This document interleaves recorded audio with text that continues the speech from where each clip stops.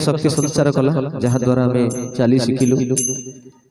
किंतु बापा बिना ये दुनियाटा अंधार हो जाए कारण आमर सब आवश्यकता को पूर्ण करुछंती बापा से कह जाए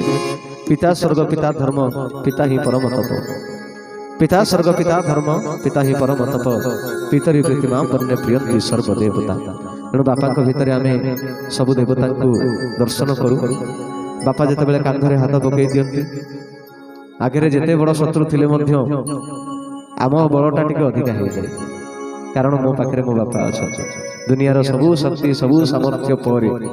मो बापा भाया दुनिया भितर कहीं नांती आज जिते बाप छुंड परिवार गुड़ाक बापा को झुरुवे से भावुवे आम बापा चली जाना तो आम मुंड उपर छातटा खसीगला आज आम चलू केमी आम परिवार रे जहाँ मुह को चाही आम सब दुख भूली जाऊँ आज से बाप को आम हरूँ से बाप को अंतर भितर टे मन पकाऊ सब बेले समस्त हृदय भितर बापा आस्थान रही था बापा हृदयटा जीवित रही था बाबा चिर अमर हो रही था सब सन्तान संसदीय बंधु परिजन आत्मीयस्वजन समस्त शरीर भितर अंतर भितर हृदय भितर आउ पुणी थे महापुरुष जगन्नाथ